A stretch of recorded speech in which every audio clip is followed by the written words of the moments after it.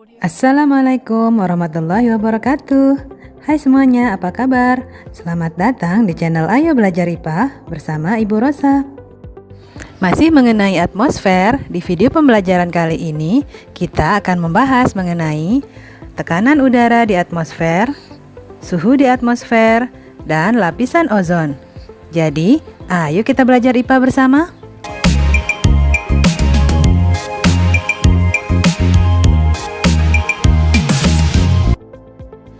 Tekanan udara di atmosfer. Coba perhatikan gambar permainan panjat pinang ini. Untuk dapat mencapai puncak pohon pinang tersebut, peserta harus saling menopang dari bawah hingga ke atas. Pada kondisi tersebut, siapakah yang menahan beban paling besar? Pemain yang berada di atas ataukah pemain yang di bawah? Sebelum menjawab pertanyaan tersebut, kita beralih ke sifat zat. Salah satu sifat zat adalah memiliki massa. Gas yang terdapat di atmosfer juga memiliki massa. Atmosfer menyelubungi bumi hingga ratusan kilometer di atas permukaan bumi. Gravitasi bumi akan menghasilkan gaya tarik molekul gas mengarah ke permukaan bumi, sehingga berat molekul suatu gas akan menekan udara di bawahnya. Akibatnya, molekul udara di dekat permukaan bumi lebih rapat.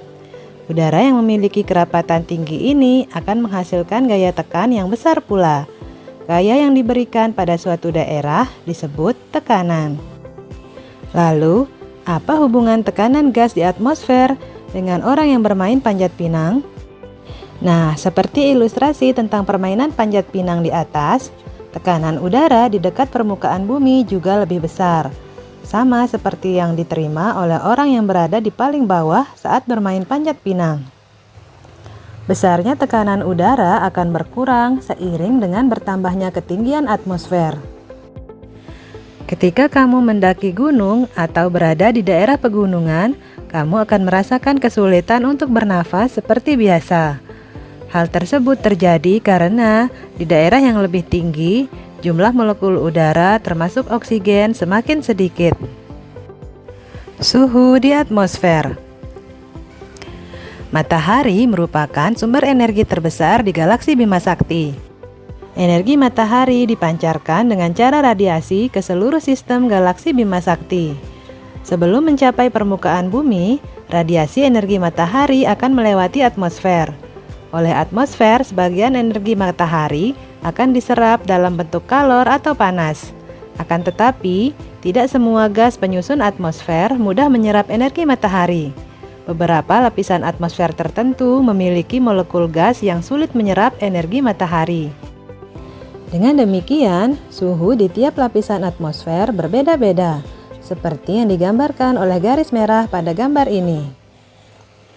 Lapisan troposfer memiliki suhu di antara minus 52 derajat Celcius hingga 17 derajat Celcius. Berdasarkan gambar tersebut, bagian terendah dari troposfer memiliki suhu yang paling hangat. Hal ini terjadi karena permukaan bumi menyerap energi radiasi matahari, kemudian menyalurkannya ke udara di atasnya.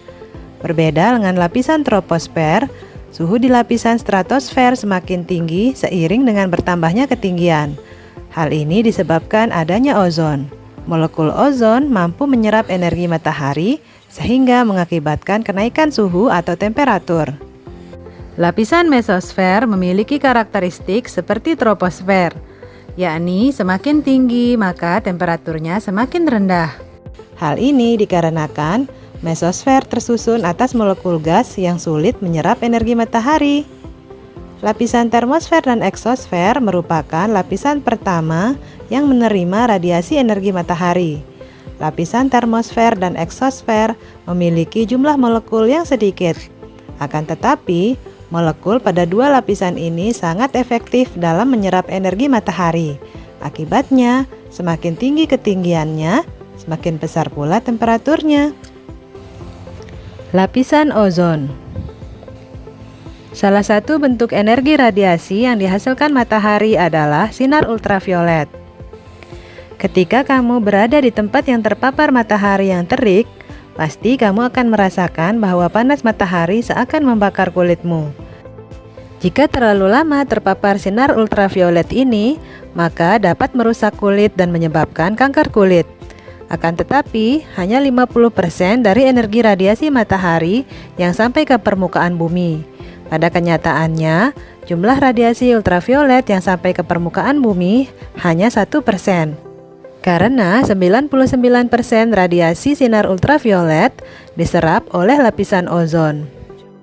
Lapisan ozon terdapat pada stratosfer pada ketinggian 18 sampai 54 km di atas permukaan laut. Ozon tersusun atas oksigen sebagai bahan dasar. Oksigen yang kita hirup memiliki 2 atom oksigen setiap molekulnya. Satu molekul ozon memiliki 3 atom oksigen yang berikatan. Ozon berfungsi untuk menyerap sebagian besar radiasi ultraviolet yang ada di dalam atmosfer.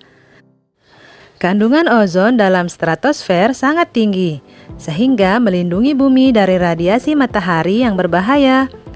Ozon menyerap sebagian besar radiasi ultraviolet yang ada dalam atmosfer. Walaupun lapisan ozon tidak terlihat, kehidupan di bumi bergantung pada keberadaannya. Konsentrasi ozon di atmosfer berubah-ubah setiap waktu. Salah satu faktor yang mempengaruhi konsentrasi ozon adalah gas klorofluorokarbon atau CFC.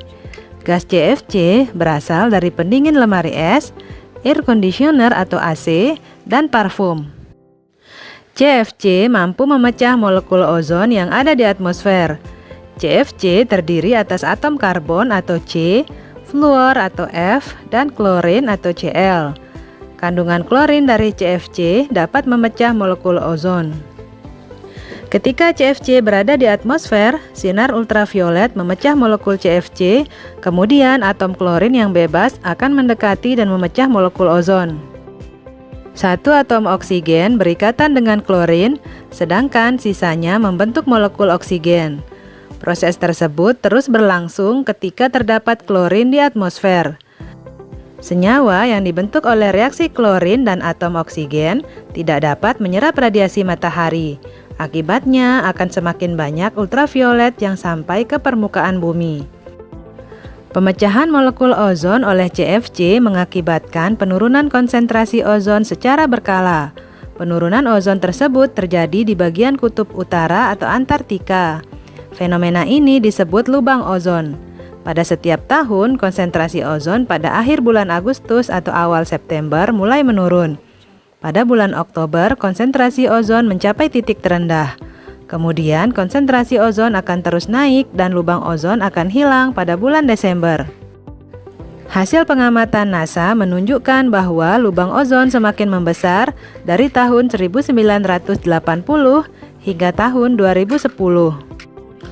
Warna biru tua pada gambar ini menunjukkan konsentrasi ozon yang paling rendah. Dari gambar tersebut dapat diketahui bahwa dari tahun 1980 sampai 2010, luas atmosfer dengan konsentrasi ozon rendah semakin meluas. Hal ini menunjukkan dampak serius dari penggunaan CFC. Sekian dulu video pembelajaran kita kali ini. Semoga informasi dalam video ini bermanfaat.